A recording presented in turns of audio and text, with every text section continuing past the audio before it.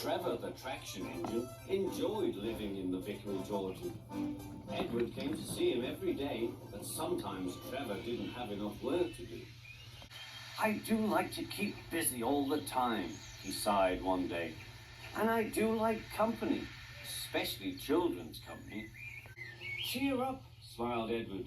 "The Fat Controller has work for you at his new harbour.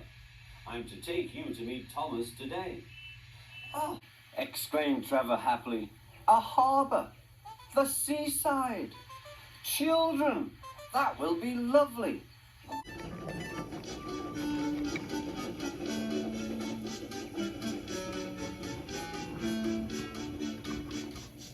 Thomas was on his way to the harbour with a trainload of metal pilings. They were needed to make the harbour wall firm and safe. "Hello, Thomas," said Edward. "This is Trevor, a friend of mine. He's a traction engine." Thomas eyed the newcomer doubtfully. "A what engine?" he asked. "A traction engine," explained Trevor. "I run on roads instead of rails." "Can you take me to the harbour, please? The Fat Controller has a job for me." "Yes, of course," replied Thomas, but he was still puzzled.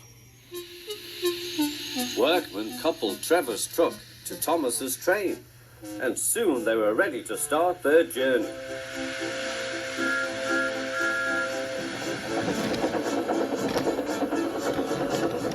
"I'm glad the Fat Controller needs me," called Trevor. "I don't have enough to do sometimes, you know, although I can work anywhere, in orchards, on farms, in scrapyards, even at harbours." "But you don't run on rails," puffed Thomas. "I'm a traction engine. I don't need rails to be useful," replied Trevor. "You wait and see."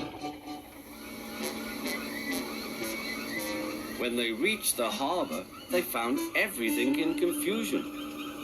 Trucks had been derailed, blocking the line, and stone slabs lay everywhere.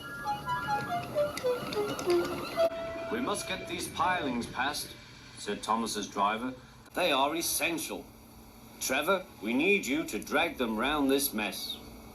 "Just the sort of job I like," replied Trevor.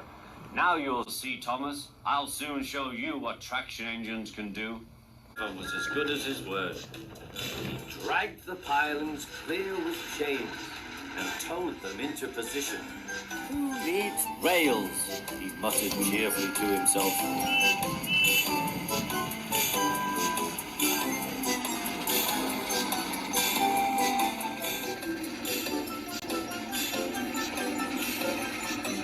Later, Thomas brought Annie and Clarabelle to visit him. Thomas was most impressed. "Now I understand how useful a traction engine can be." The coaches were full of children. Trevor gave them rides along the harbour. He liked this best of all.